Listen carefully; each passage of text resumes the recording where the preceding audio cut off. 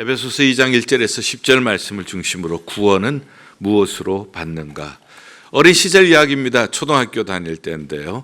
예수 믿어서 구원받아야 된다고 얘기를 했습니다. 그랬더니 어떤 학생이 주먹을 좀 쓰는 학생인데 주먹을 딱 잡더니 나 주먹을 믿으면 10원 줄게.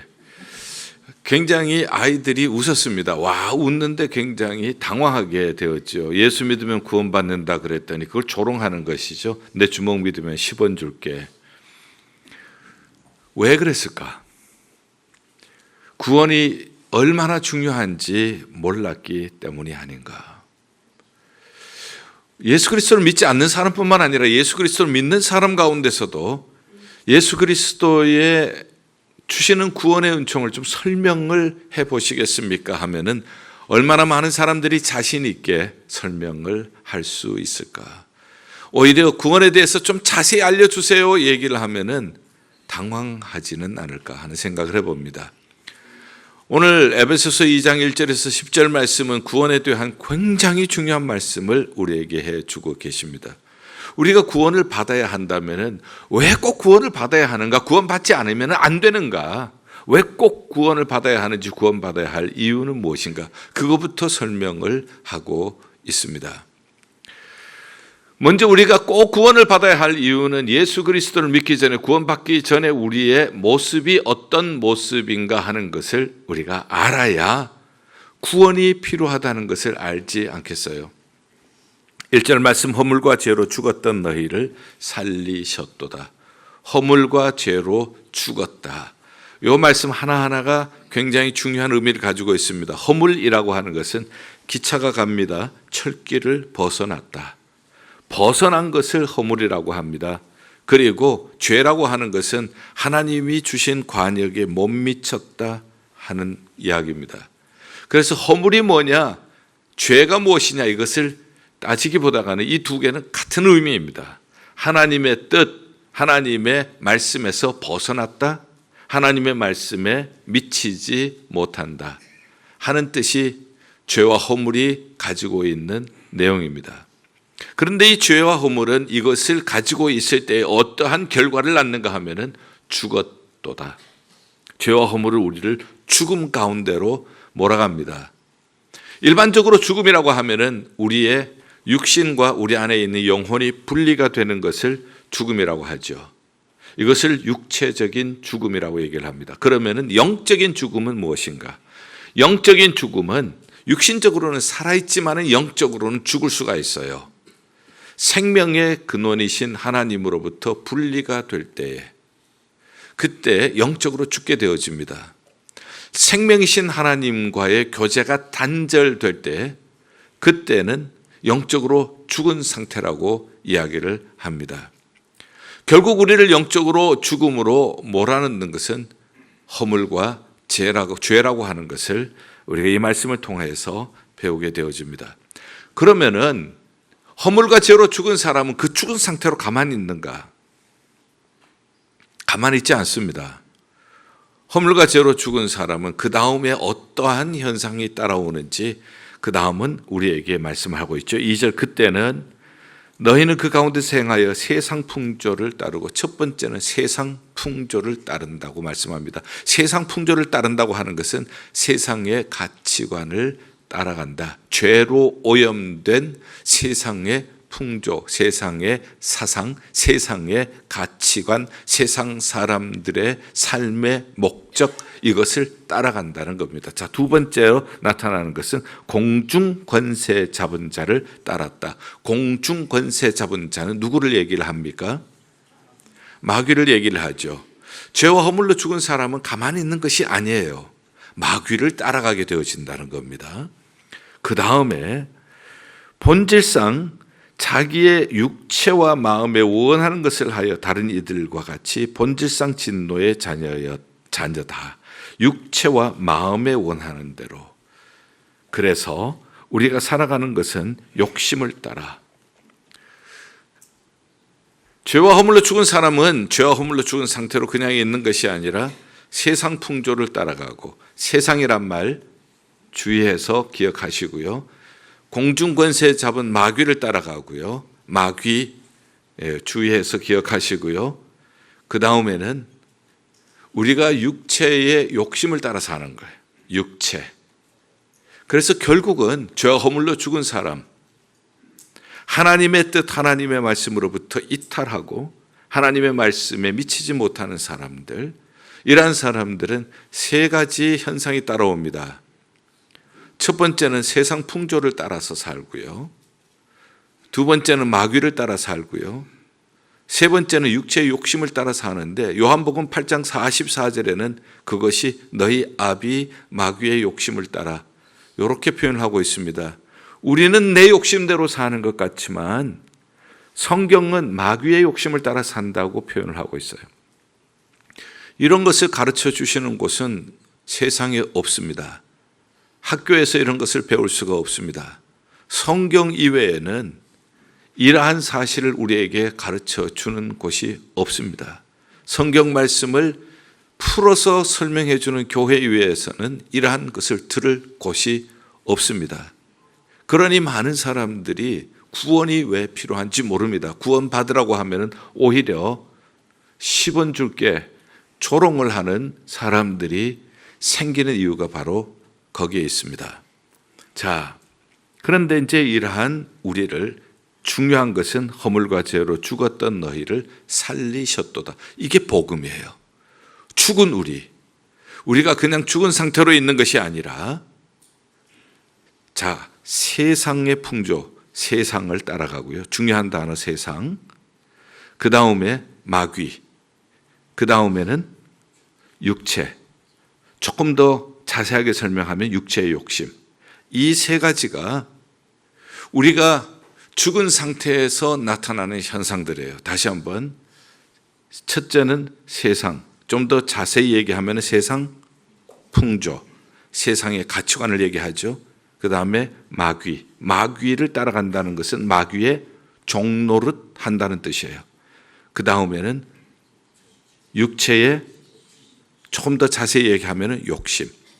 그렇게 해서 세상, 마귀, 육체, 이것은 3대 요소입니다. 우리를 죽은 상태로 몰아넣는 세 가지 요소예요.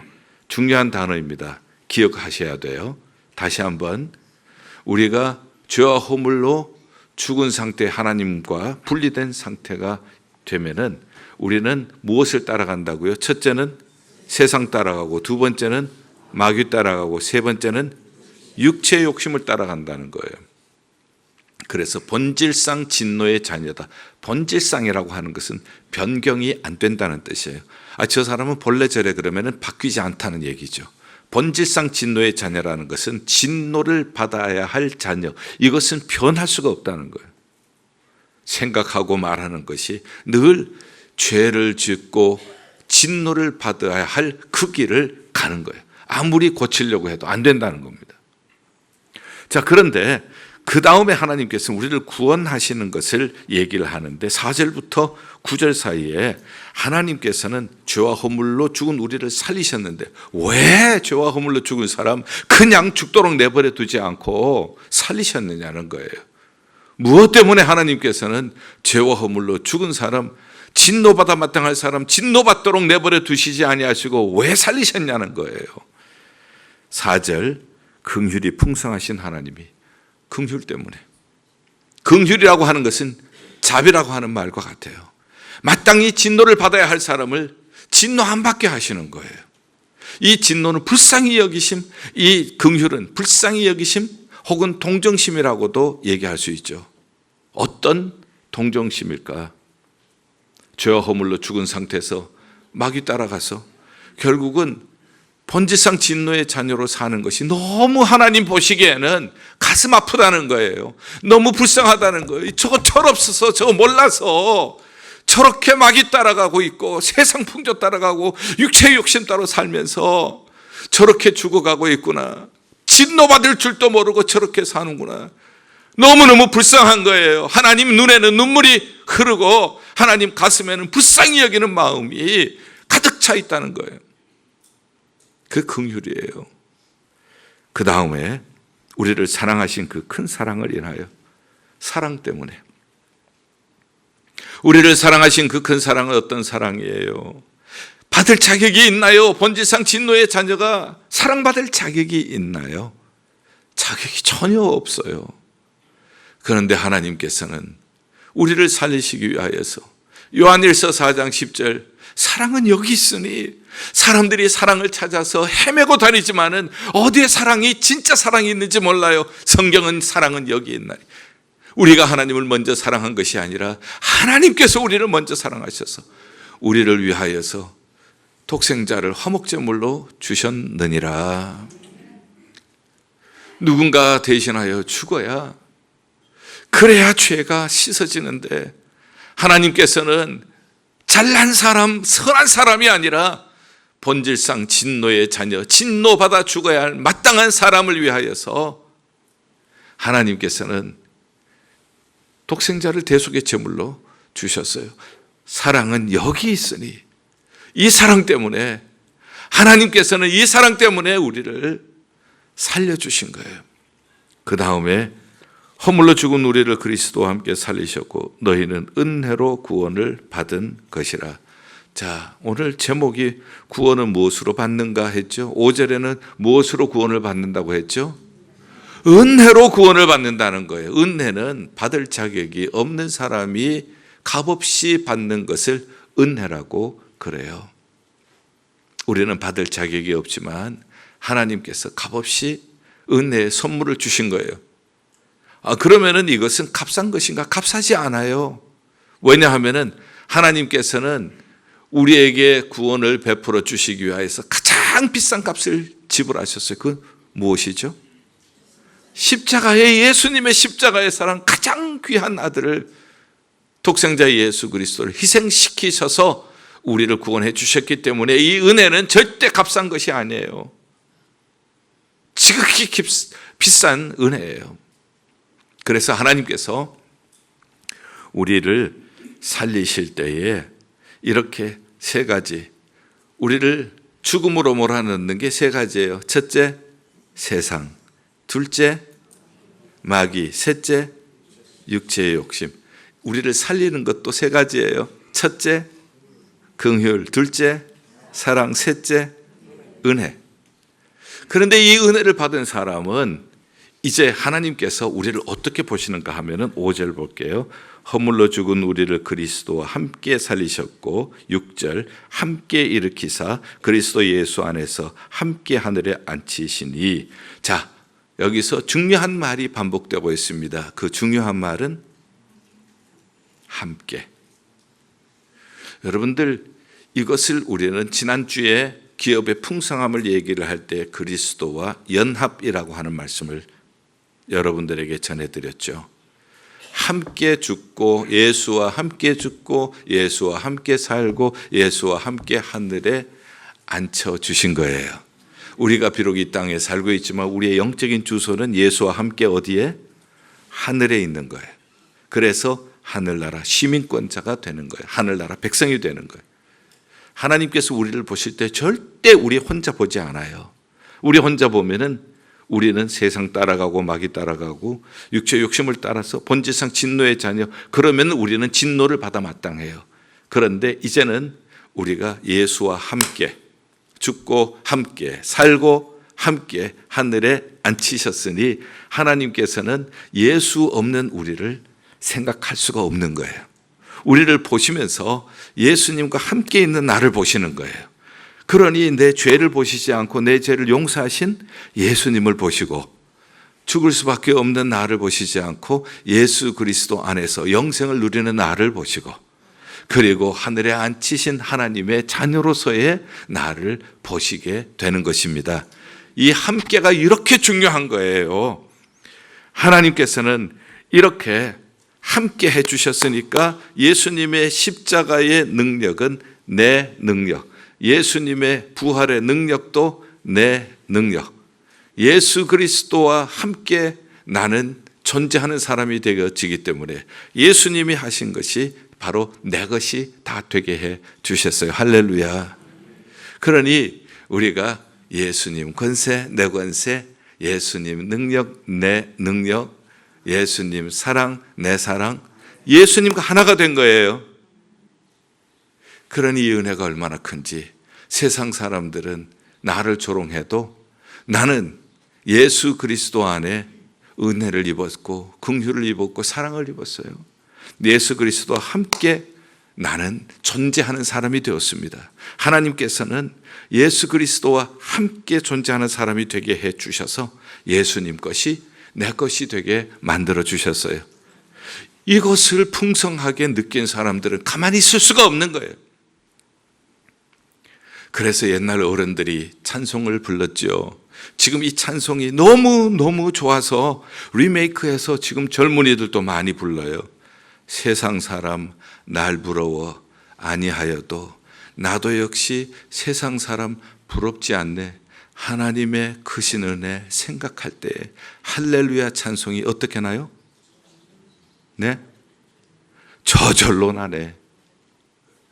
세상 사람 날 부러워 아니하여도 나도 역시 세상 사람 부럽지 않네. 하나님의 크신 은혜 생각할 때에 할렐루야 찬송이 저절로 나네. 할렐루야. 이거 우리 어른들이 많이 부르셨어요. 그러면서 그 은혜 감사해서 막 눈물을 흘리시고 잊혀진 노래인 줄 알았더니 지금 젊은이들이 이 찬송을 다시 부르기 시작을 하더라고요. 얼마나 감사한 일인지 몰라요. 세상 사람 날 부러워하지 않아요.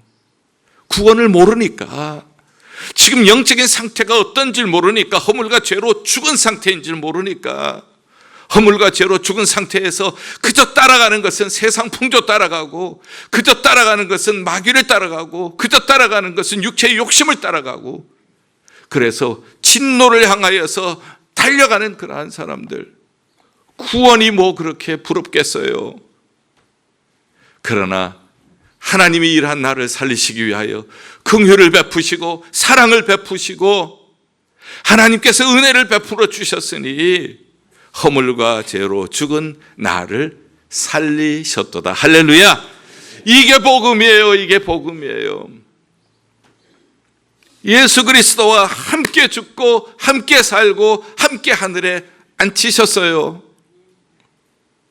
그러니 얼마나 이 은혜가 큰지 하나님의 크신 은혜 생각할 때 할렐루야 찬송이 저절로 나네.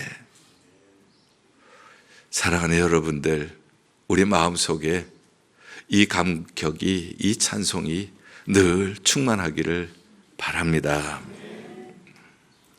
그러면 이제 구원은 무엇으로 받는가? 이제 구원을 우리가 받아야 할 이유도 설명을 드렸고, 구원하시는 하나님의 마음, 이유도 알았고, 이제 무엇으로 받는가? 5절은 은혜로 구원을 받는다고 했죠. 그래서 행위로는 안 된다는 거예요. 받을 자격이 없는 사람, 은혜를 통하여서 구원받는다. 우리가 잘나서, 우리가 열심히 살아서 선행을 해서 구원받는 것이 아니라, 내 노력이 아니라 은혜로 받는 것이다. 그렇게 얘기를 했는데 8절 보죠. 8절은 그 은혜에 의하여 믿음으로 말미암아 구원을 받았으니, 이러니까 조금 복잡해지는 거예요. 5절에는 뭘로 구원을 받는다? 은혜로 받는다. 8절에는 뭘로 구원받는다? 믿음으로 받는다. 뭐가 맞아요? 둘 다 맞죠. 그렇죠? 성경에 그렇게 기록했으니까 둘 다 맞는 거죠. 하나님의 은혜로 우리가 구원을 받습니다. 하나님의 은혜는 지금 다 와 있어요. 온 세계에 와 있습니다. 그렇지만은 그 와 있는 것을 내가 마음의 문을 열고 아멘 믿어야 내게 주신 구원의 선물이 될 줄 믿습니다. 수원지에 물이 많아요. 수도 파이프를 통하여서 우리 집까지 들어와요. 그러나 그 물을 마시려면 내가 수도꼭지를 틀어야 하는 거예요. 하나님의 은혜는 와 있어요. 하나님의 긍휼도 와 있어요. 하나님의 사랑도 와 있어요. 하나님의 은혜도 와 있어요. 그러나 내가 믿음으로 아멘 회개하고, 지금까지 내가 이 은혜를 몰랐습니다. 지금까지 내 눈이 가려져서 못 봤습니다. 이제 이 은혜를 내가 들었습니다. 믿음은 들음에서 난다고 하셨으니 내가 이제 믿고 마음의 문을 엽니다. 수도꼭지를 틉니다. 할 때에 하나님께서 예수 그리스도를 통하여서 우리에게 주신 긍휼과 사랑과 은혜가 우리 것이 되게 하실 줄 믿습니다. 이렇게 우리가 구원을 얻게 되는 거예요. 그래서 너희는 그 은혜에 의하여 믿음으로, 5절에는 은혜로 구원을 받는다. 8절에는 믿음으로 구원을 받는다. 그 은혜에 의해서. 그러니 무엇으로 구원을 받는가? 은혜로 구원받고 그 은혜를 믿음으로 구원받게 될 것입니다. 이해가 되셨죠? 분명하죠? 예. 그래서 무엇으로 구원을 받는가? 하나님의 은혜로 받아요. 우리가 행위로 안 돼요. 우리의 노력으로도 안 돼요. 그런데 그 은혜는 와 있어요. 내가 믿어야 내게 주시는 구원의 선물이 될 줄 믿습니다. 자, 그래서 우리는 자랑할 것도 없어요. 그저 자랑한다면은 하나님의 은혜 자랑하는 거예요. 예수 그리스도의 보혈의 은혜 감사하는 거예요. 자랑할 것은 내게 있지 않고 하나님께 있습니다. 하나님의 긍휼 자랑하고 하나님의 사랑 자랑하고 하나님의 은혜 자랑하고, 이게 찬양이에요. 자, 그러면은 이제 마지막으로 구원받은 사람은 어떻게 살아가야 하는가? 10절, 우리는 그의 만드신 바라. 그의 만드신 바라고 하는 것은 그의 작품이라는 거예요. 우리는 하나님의 작품입니다. 하나님께서 우리를 만드실 때, 작품을 만드실 때는 그 작품을 만든 사람이 기대가 거기에 들어있는 거예요. 하나님께서는 어떤 마음으로 우리를 만드셨나? 우리는 그가 만드신 바라 그리스도 예수 안에서 선한 일을 위하여 지으심을 받은 자니, 선한 일을 위하여 지으심을 받았다. 우리는 죄로 허물로 죽어 있을 때는 선한 일이 무엇인지, 하나님이 기뻐하시는 일이 무엇인지 몰랐는데, 이제 내가 고침받고 나니, 이제 내가 구원받고 나니, 이제는 내가 그것이 보이더라는 거예요. 선한 일을 위하여서 지음을 받은 자니. 우리가 선한 일을 위하여서 지음 받았다 하는 것을 잘 이해를 하셔야 돼요. 선한 일을 행해서 구원받는 것은 아니에요. 구원받았기 때문에 선한 일을 하는 거예요. 원래 하나님이 지으신 창조의 목적대로 사는 거예요. 질문 하나 드릴게요. 십계명을 주신 것이 출애굽 전이에요? 출애굽한 다음이에요? 십계명은 언제 주셨어요? 출애굽하기 전이에요? 출애굽한 후예요? 후지요. 왜 출애굽한 후인가 보세요. 출애굽하기 전에 십계명을 주셨다면 너희는 십계명을 지켜야 내가 출애굽 시켜줄게. 출애굽을 십계명을 잘 지켜야 홍해를 갈라줄게. 그렇게 하셨나요? 아니면은 하나님께서 출애굽 시키시고 홍해를 갈르시고 나서 그리고 십계명을 주셨나요? 후에 주셨죠. 중요한 원리예요. 하나님께서 은혜를 베풀어 주셨어요. 구원을 베풀어 주셨어요. 이제는 노예로 살지 말라는 겁니다. 노예 근성을 가지고 살지 말고 하나님이 창조하실 때의 그 품은 뜻, 선한 일을 위하여 살아라. 하나님 경배하고 이웃 사랑하며 살아라. 이제는 신분이 바뀌었기 때문에 수준도 바뀌어라. 거지를 양자 삼았어요. 계속 거지로 살지 말고 왕자답게 살아라 하시는 뜻이에요. 그런데 우리는 문제가 뭔가 하면은 하나님이 제멋대로 살아라고 그렇게 구원해 주신 것이 아니고 선한 일을 하기 위하여서 지었다는 걸 생각을 거의 안 해요. 에베소서를 읽을 때에 2장 1절에서 9절까지는 할렐루야, 하나님이 나를 이렇게 사랑하셔서 죄와 허물로 죽은 나를 살려주셨습니다. 세상 따라가던 사람, 마귀 따라가던 사람, 육신의 욕심을 따라서 살던 사람을 하나님께서 긍휼히 여겨주시고 사랑을 베풀어 주시고 하나님께서 은혜를 베풀어 주셔서 예수 그리스도와 함께 죽고 예수 그리스도와 함께 살고 예수 그리스도와 함께 하늘나라에 앉히셨으니 세상 사람 날 부러워하지 않아도 나도 역시 세상 사람 부럽지 않아요. 하나님의 크신 은혜 생각할 때에 할렐루야 찬송이 저절로 납니다. 여기까지는 너무너무 잘해요. 그런데 교회에서는 이렇게 할렐루야 찬송하고 이렇게 하다가 세상에 나가서는 세상 사람들과 똑같이 살아가는 그리스도인들이 얼마든지 있을 수가 있어요. 10절을 안 읽는 거예요. 2장 10절을 안 읽는 거예요. 같은 말씀인데 1절부터 10절까지는 한 컨텍스트인데 이것을 분리를 하는 거예요. 10절을 안 읽는 거예요. 우리가 선한 일 때문에 구원받는 것은 아닙니다. 구원받았기 때문에 구원받은 사람은 하나님이 창조하실 때에 가지고 계셨던 그 선한 일을 해야 한다는 겁니다. 이 선한 일을 해야 하는 것은 나중에 선한 일을 했는지 안 했는지 예수님이 재림하실 때에 그것을 심판하신다는 말씀이 마태복음 25장에 나와요. 마태복음 25장에는 세 가지 비유가 있는데 마지막 비유는 양과 염소의 비유입니다. 예수님께서 오셔서 왼쪽에 염소의 무리, 오른쪽에 양의 무리를 두시고 염소의 무리를 향하여서 너는 내가 목마를 때에 마시지 않고 배고팠을 때 먹이지 않고 추웠을 때에 옷 입혀주지 않고 감옥에 갇혔을 때 돌보지 않았다. 주님 언제 우리에게 오시기나 하셨습니까? 작은 소자에게 하지 아니하는 것이 곧 내게 하지 않은 거야. 오른쪽에 있는 양의 무리에게 말씀하십니다. 너희는 내가 목마를 때 마시게 했고 배고플 때 먹여줬고 추울 때 옷 입혀줬고 감옥에 갇혔을 때에 돌봐줬다. 주님 언제 우리에게 오셨습니까? 작은 소자에게 하나 한 것이 곧 내게 한 것이다. 하나님께서는 우리가 이 세상에서 자비를 베풀기를 원해요. 긍휼을 베푸시기를 원해요. 구제하기를 원하세요. 그런데 우리는 1절부터 9절까지는 잘 하면서 세상에 나갈 때 이 믿음을 가지고 행동으로 못 옮기고 있다는 것이에요. 거기에 대한 잘 설명하는 얘기가 산둥수용소라고 하는 소설의 얘기입니다. 실질적으로 있었던 이야기예요. 2차 세계대전 때 랭던 길키라고 하는 사람이 포로로 잡혔습니다. 산둥이죠. 중국 산둥에 있는 포로 수용소에 잡혔습니다. 1450명이 잡혔어요. 거기에는 미국 사람도 있고 유럽 사람들도 있고 유대인들도 있고요. 거기에는 철학자도 있고 예술가도 있고 시인도 있고요. 목사도 있고요. 신부도 있고요.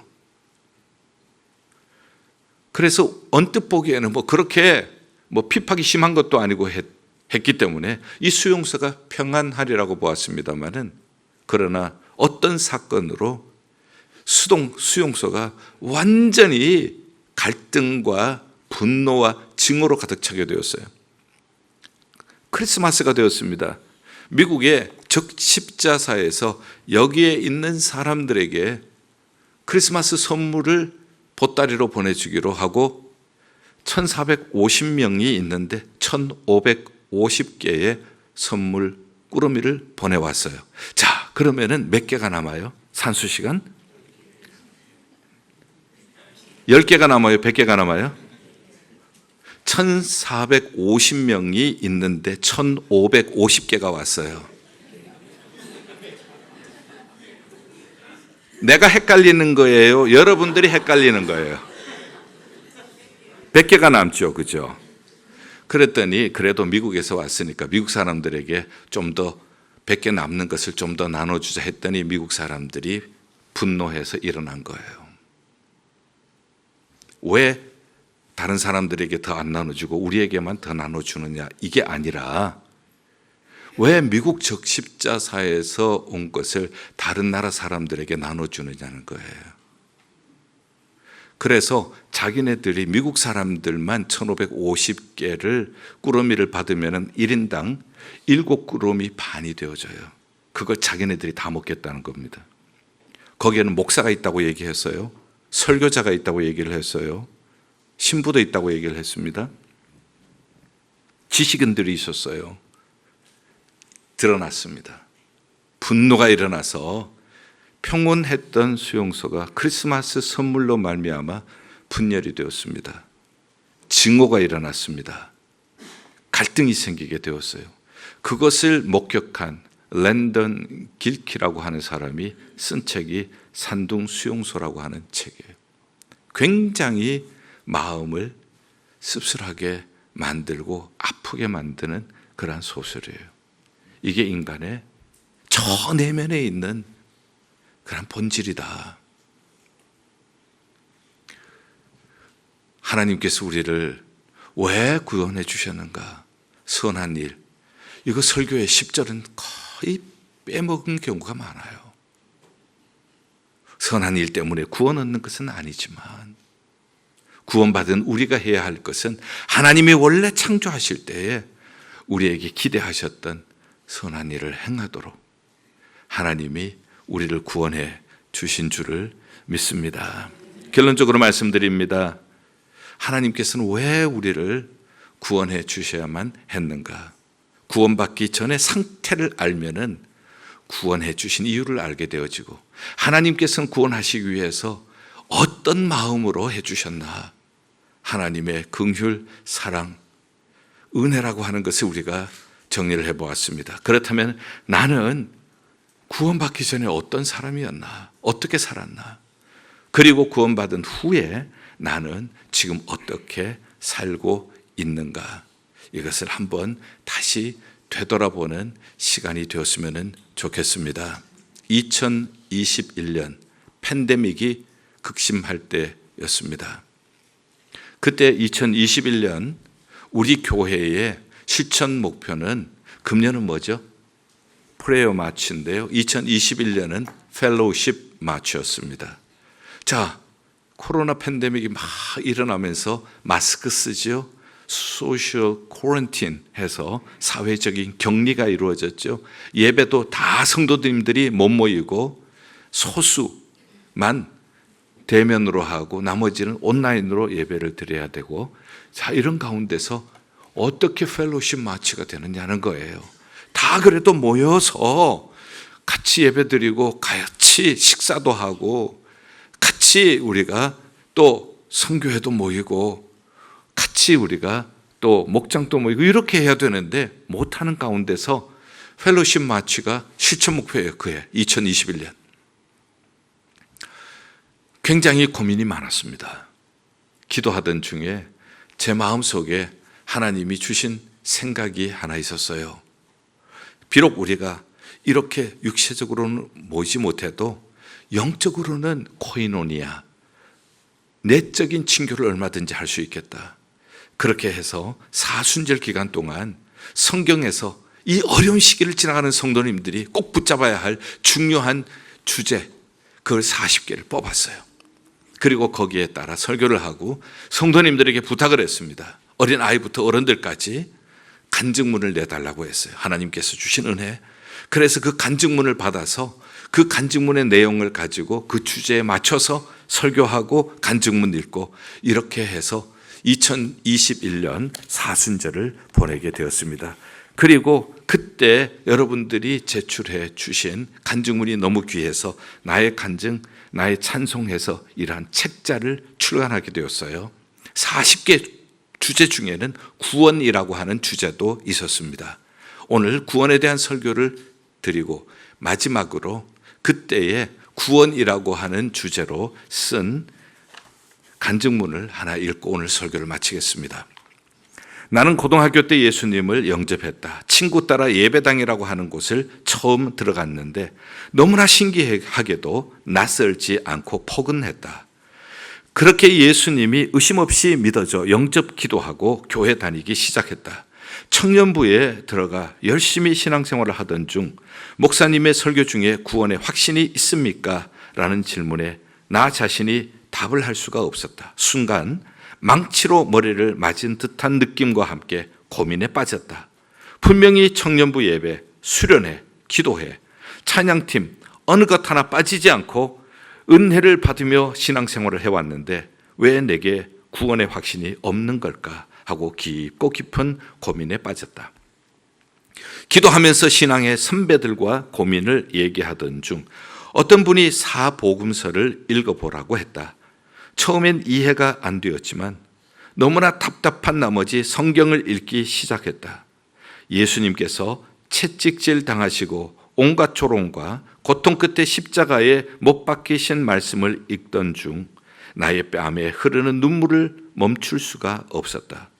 그 모진 고통을 당하시고 그렇게 아프게 못 박히시고 피 흘리신 것이 나를 위한 사랑이라고 깨달아지는 순간이었다.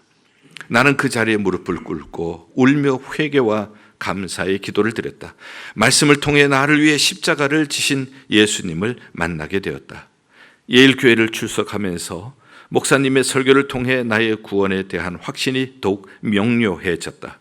구원의 확신의 근거는 나의 감정에 따라 변하는 것이 아니라 구원자이신 하나님의 변함없는 말씀에 있다는 것을 알았다. 그리고 그 말씀이 성령의 감동을 통해 내 영혼을 터치해 주셨을 때에 나의 영혼 깊은 곳에서 기쁨과 감사가 샘솟듯 솟아나게 하신 것이었다. 살면서 수많은 삶의 골짜기를 통과할 때가 있었다. 그러나 구원의 확신은 그때마다 나로 하여금 두려움 없이 문제를 나의 아버지이신 하나님께 기도로 맡기게 되었다. 이런 나를 하나님은 아픔을 통해 더욱 성숙하게 하셨고 위험은 새로운 기회가 되게 인도해 주셨다. 오늘도 우리 가정을 그의 날개 아래 품어주시는 아버지 하나님의 사랑을 감사하며 찬양을 드린다. 아멘. 기도하겠습니다. 하나님 아버지, 구원은 무엇으로 받는가? 왜 우리가 꼭 구원을 받아야만 하는가? 이제 알게 되었습니다. 죄와 허물로 죽은 우리를 어떻게 살리셨는가? 하나님의 긍휼과 사랑과 은혜를 알았습니다. 이제 하나님께서는 나를 혼자 죄인된 혼자 진노를 받아야 될 혼자의 몸으로 보지 아니하시고 나를 위해 나와 함께 죽으시고 나와 함께 부활하시고 함께 하늘에 앉히신 예수님을 통하여 나를 보신다는 놀라운 은혜를 오늘 깨닫게 되었습니다. 이 은혜를 받은 우리도 이제는 하나님이 원래 우리를 창조하실 때의 그 기대, 선한 일을 통하여 살아계신 하나님을 온 세계 열방에 증거하며 살아가는 우리가 되게 하여 주시옵소서. 예수 그리스도의 이름으로 기도하옵나이다. 아멘.